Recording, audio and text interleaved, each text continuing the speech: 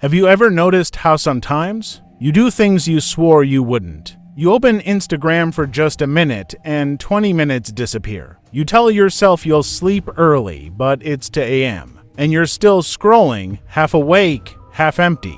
There's something strange about that, isn't there? We call ourselves in control, yet most of our actions aren't even conscious. It's not you making the decisions, it's your mind. But what if you could take that control back? What if you could understand the exact psychology of why you lose it? And finally, when you wake up, the first thing you touch isn't sunlight, it's your phone. Your brain craves stimulation before it craves breakfast. You tell yourself you'll just check one notification, but then it's 20 minutes of short videos, endless comparisons, and quiet guilt. You say you'll quit junk food, but somehow your hand finds the chips before your brain does. You plan to study, to focus, to create, but something invisible pulls you away.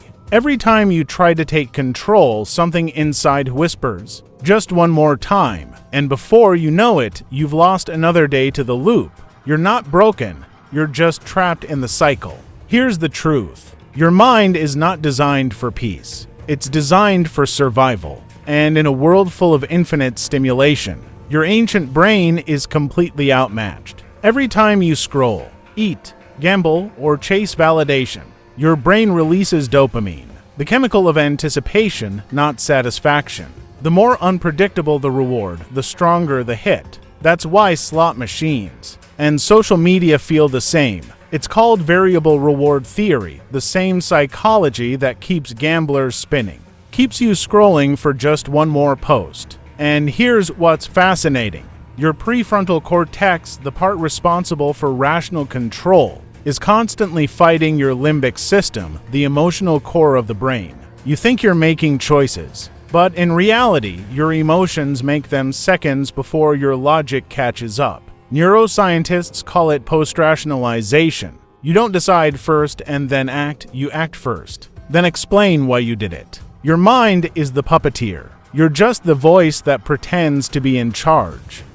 And so the cycle begins. You chase the high, dopamine spikes, then crash. Each crash leaves you emptier than before. So you reach again for whatever numbs the silence. The highs get shorter, the lows get deeper, and soon comfort becomes a cage. You stop choosing what to do. You start reacting to what your mind demands. You feel restless without distraction, bored without stimulation, anxious when you're alone with your thoughts. Because when you stop feeding the mind, you start hearing it. And what it says isn't always kind. The higher your dopamine spikes, the deeper the crash becomes, and slowly you begin to mistake noise for meaning. That's the real cost of losing control. You forget who's really living your life. So how do you break free? How do you take back control from something that is you? It begins with awareness. The moment you realize your thoughts are not commands, they're suggestions. The moment you notice the urge before obeying it, you've already started winning.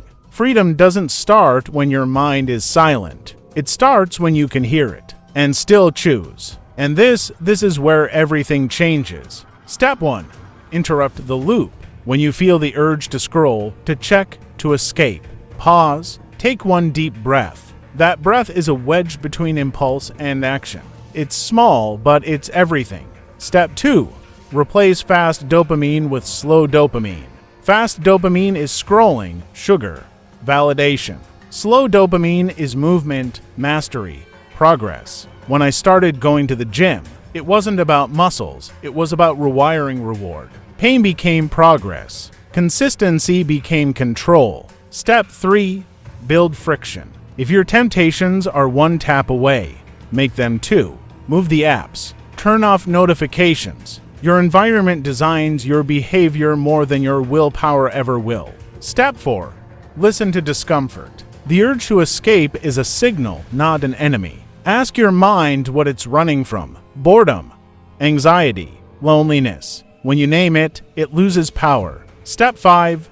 Reclaim silence. Meditation isn't about emptying your mind. It's about watching the storm without becoming it. When you learn to sit with your thoughts, they stop sitting on you. Because taking control doesn't mean fighting your mind. It means training it with patience, not punishment.